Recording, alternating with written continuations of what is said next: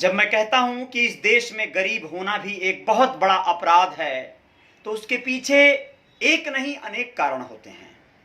जब व्यक्ति गरीब होता है ना, तो वो कोई भी कार्य करने के लिए विवश हो जाता है। जब व्यक्ति लाचार होता है, मजबूर होता है, तो उसे हर हाल में अपने आप से, अपने हालात से समझौता करना पड़ता है। और कई बार ऐसा होता है कि जब गरीब होता है व्यक्ति, तो वो बड़े ही कम, उसके जो खुलापन, उसका जो स्वभाव होता है, उसके अंदर जो एक्टिविटी और गुणवत्ता आती है, वो बहुत कम डेवलप करती है, बहुत कम विकसित होती है। और इसी वजह से वो बहुत संकुचित दायरे में रह जाता है, और उस दायरे में, संकुचित दायरे में रहने वाले व्यक्ति का जो विकास है वो रुक जाता है, और वो फिर मजदूर बन जाता है। और भारत का मजदूर, हमारे उत्तर प्रदेश बिहार का मजदूर मजदूर नहीं है, वो मजबूर है मरने के लिए, वो मजबूर है तड़पने के लिए, इससे ज्यादा कुछ भी नहीं। नमस्ते, मैं हूं Ajay Sahni, star real reporter news पे पुनः एक बार आप सभी के बीच हूं, मुजफ्फरनगर बिहार की एक ऐसी दर्दनाक घटना को लेकर जिसे सुनकर आप लोगों का रोम रोम हिल उठेगा, कांप उठेगा।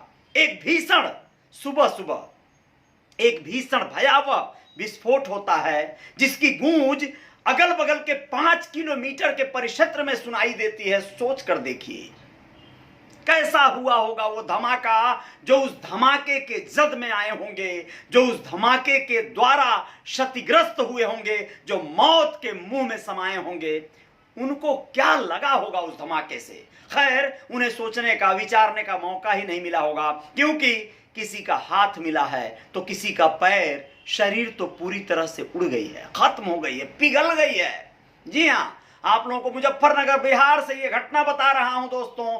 सुबह 7 बजे आज हुआ है एक धमाका नूडल्स फैक्ट्री में। बॉयलर, यानी एक तरह का, आप समझ सकते हैं बॉयलर क्या होता है, एक बड़ा सा मिक्सर होता है, या उसमें उबलने का जो चीजें पकती हैं, बनती हैं, उस तरह का एक बड़ा सा मिक्सर, एक बड़ा सा प्लांट होता है। उसमें बॉयलर में विस्फोट हुआ, और विस्फोट इतना भयावह था कि पहले तो 7 लोग सिर्फ मरे, कई एक घायल हुए, लेकिन अब आलम यह है कि अब तक मृतकों की संख्या 11 हो चुकी है। बिहार सरकार के माननीय मुख्यमंत्री श्री नीतीश कुमार जी ने दुख जता दिया, शोक जता दिया, व्यक्त कर दिया।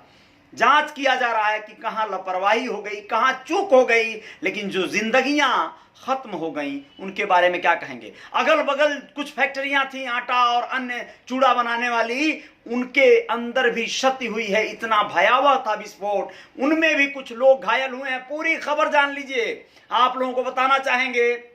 धमाके से बगल की चूड़ा और आटा फैक्ट्री भी क्षतिग्रस्त हो गई है। इन फैक्ट्रियों में काम कर रहे 2 लोग भी घायल हुए हैं। मुख्यमंत्री नीतीश कुमार ने हादसे पर दुख जताते हुए जांच का आदेश दे दिया है। सीएम ने कहा जांच के लिए पटना से अधिकारियों की टीम भेजी जा रही है। जांच रिपोर्ट के बाद दोषियों पर सख्त कार्रवाई की जाएगी। मौके पर आईजी सहित डीएम, एसएसपी पहुंच गए हैं। रेस्क्यू ऑपरेशन जारी है। अब आप लोग समझिए कि 5 किलोमीटर के अगल बगल परिक्षेत्र में धमाके की गूंज सुना लोगों ने।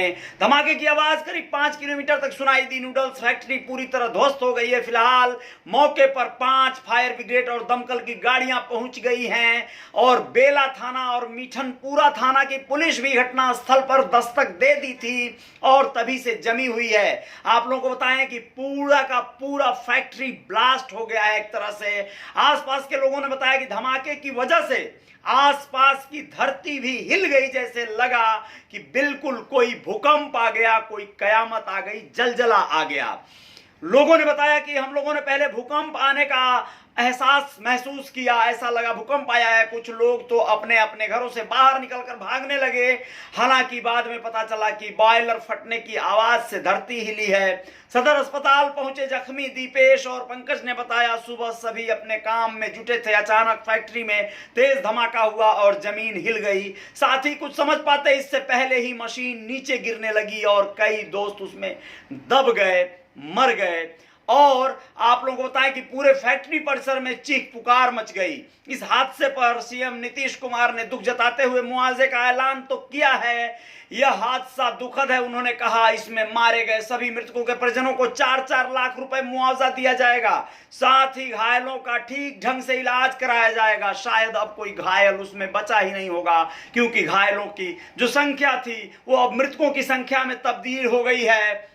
बिहार के उद्योग मंत्री शाहनवाज हुसैन ने घटना पर दुख जताते हुए कहा है कि सरकार हर पहलू पर जांच कर रही है, किसी भी दोषी को बख्शा नहीं जाएगा। जिला प्रशासन के साथ साथ उद्योग विकास के अफसर भी मौके पर पहुंच गए थे, वह पूरा सहयोग कर रहे हैं, ऐसा कहना है प्रशासन का। नूडल्स फैक्ट्री के बॉयलर में विस्फोट हुआ है, काफी तेज आवाज के साथ यह विस्फोट हुआ था। इसके चलते आसपास की फैक्ट्रियों की दीवारें क्रैक हो गई हैं। 7 लोगों के घायल होने की सुबह में पुष्टि की गई थी, अब यह संख्या 11 की हो गई है। दोस्तों, घायल लोगों का इलाज SKMCH में कराया जा रहा है, मामले की जांच हो रही है, रेस्क्यू ऑपरेशन जारी है। तो ये था मुजफ्फरनगर बिहार की दर्दनाक हादसे का मंजर, आप लोग समझ सकते हैं। और साथ ही साथ आप लोगों को बताना चाहेंगे, नववर्ष आ रहा है, क्रिसमस बीत गया। 25 दिसंबर को बड़ा हर्षोल्लास था। मुंबई महानगर में भी लोग अपने अपने बच्चों के साथ निकले थे सड़कों पर। रेस्तरां पूरी तरह से बिजी थे, व्यस्त थे, लोग पूरा सेलिब्रेट कर रहे हैं। पुलिस प्रशासन और यहाँ पे जो भी BMC है वो पूरी तरह से मुस्तैद है कि लोग बहुत ज्यादा हो हल्ला न कर सके, बहुत ज्यादा भीड़ भड़ाका न कर सके, जिससे कि ओमिक्रॉन जो नई आपदा आ रही है हमारे देश पर, नए वर्ष के आगमन के साथ हम सब सोच रहे थे काश ऐसा होता कि जो विगत वर्ष था 2020-2021 हम सब के जीवन में बड़ा उथल पुथल मचाए रखा, लेकिन अब नव वर्ष के साथ हम लोग एक नई शुरुआत करेंगे, नए तरह से जीवन का एक नया विस्तार देंगे, एक नया आयाम तय करेंगे। लेकिन ऐसा लग रहा है कि आने वाले कुछ ही महीनों में, कुछ ही दिनों में, मैं कह सकता हूं, कहीं ऐसा ना हो कि फिर से वही लॉकडाउन अनाउंस हो जाए, फिर से वही कर्फ्यू, फिर से वही कोरोना, फिर से वही बातें, वही घर में बंद हो जाना, कैद हो जाना। ये सारी चीजों की दस्तक मिल रही है, क्योंकि मध्य प्रदेश, राजस्थान, दिल्ली, मुंबई, हर जगह जो लोग विदेशों से आ रहे हैं वो लोग ज्यादातर जांच में संक्रमित पाए जा रहे हैं, या यूं कहें कि अगर एक लोग भी संक्रमित हैं तो यहां पर वो संख्या बढ़ाने में मददगार साबित हो सकते हैं। ओमिक्रॉन का सिलसिला शुरू हो गया है, उत्तर प्रदेश में भी मरीज मिले हैं, कुछ लोगों की मौत भी हो गई। अब आप लोग अपना ख्याल रखिएगा। और एक बात स्पष्ट कर देना चाहता हूं मैं इस न्यूज के माध्यम से, दोस्तों, चाहे कोई भी क्रॉन आ जाए, आप उसे पॉपकॉर्न से ज्यादा कुछ मत समझिएगा। यकीन मानिए, आप लोग ऐसा समझिएगा कि ये बहुत छोटी सी आपदा है। सकारात्मक बने रहिएगा। जरा भी अगर नकारात्मकता आप पर हावी हुई तो यकीन मानिए कोरोना जीत जाएगा, आप हार जाएंगे। आप अपने परिजनों का हर हाल में हर तरह से मार्गदर्शन करें, अपने बच्चों को सुरक्षित रखें, उन्हें जो है मोटिवेट करें। न्यूज वगैरह जो भी होता है इलेक्ट्रॉनिक मीडिया, सोशल मीडिया या अन्य चीजों पर, उस पर सकारात्मक न्यूज की तरफ ज्यादा रुख करें। नकारात्मक न्यूज आपको डराएगा, धमकाएगा, बहुत नहीं डरना है, सजग रहना है, जागरूक रहना है, वरना जिंदगी और ज्यादा जटिल हो जाएगी।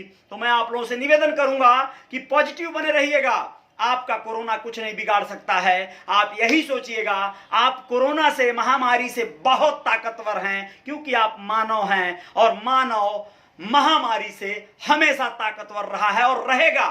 जी हाँ, बहुत बहुत शुक्रिया, बहुत बहुत धन्यवाद। आप लोग थोड़ा सा बर्ताव और परहेज जरूर करिएगा।